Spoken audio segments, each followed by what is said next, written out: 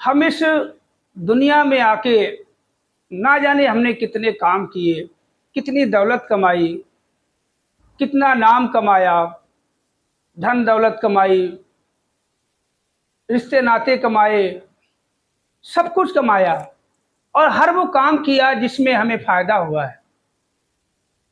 मगर कहते हैं अगर एक काम हमने नहीं किया तो हमारे सारे काम व्यर्थ जाते हैं, सारे काम व्यर्थ जाते हैं। तो हमें ऐसा कौन सा काम है कि अगर हम इंसान होके भी अगर हमने ये काम नहीं किया तो हमारा मानव चोला ये बेकार गया, ये शरीर मतलब ऐसे ही आया वैसे चला गया। जिस तरह से कि एक आलू की बोरी में आलू पड़ा हुआ है और पड़े पड़े सड़ गया, वो कब आलू खुदाई हुई, कब मिल में गया, कब बाजार में गया, कब यहाँ गया, कब पता ही नहीं, वो सड़ गया, गल गया, खत्म हो गया, उसका कोई वजूद नहीं है। तो ऐसा एक काम हमने नहीं किया तो समझो ये मानो चोला हमारा बेकार चला गया। तो ऐसा कौन सा काम है जो हमें कर लेना चाहिए? हमने अपने जीवन में हर वो काम किया, जब हम पैदा हुए उसके बाद हमने धीरे धीरे अपने रिश्ते नातों को पहचानना शुरू कर दिया। मम्मी पापा, दीदी भैया, चाचा बुआ, मामा फूफा, ताऊ ताऊ, ये वो, Delhi Calcutta, India America London, ये रूस जापान ठाए, सबकी पहचान कर ली, हर एक वो काम कर लिया।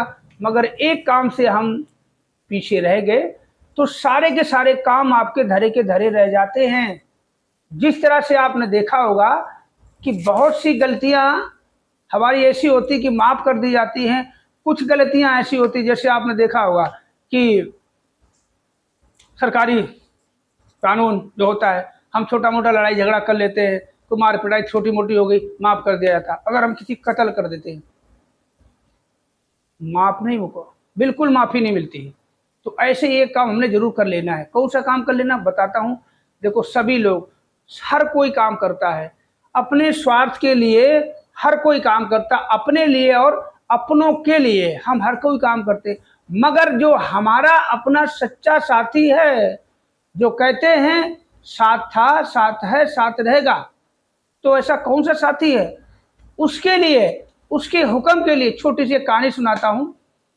एक राजा थे और उनका मंत्री था। मंत्री बहुत चतुर चालाक था, बहुत साथी दिमाग का था।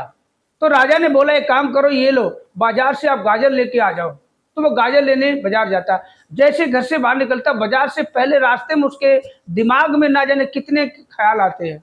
वो सोचता यार राजा ने गाजर मंगवाई, अगर गाजर खाते खाते राजा पेट में दर्द हो गया तो बोलेगा हमसे दवाई भी ले आओ। तो सबसे पहले वो करता क्या है, पेट दर्द की दवाई खरीद लेता है।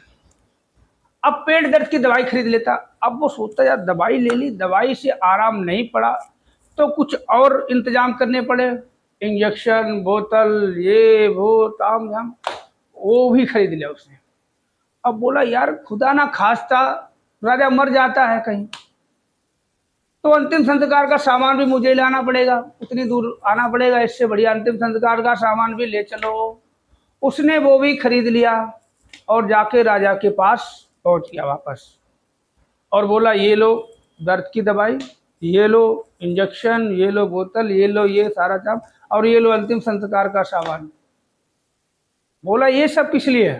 बोला राजा जी साहब एक बात बताओ, आपने गाजर मंगवाई, अगर आपके पेट में दर्द होता तो दर्द की दवाई मंगाते? बोला हाँ वो तो मंगाता, वो मैं ले आया।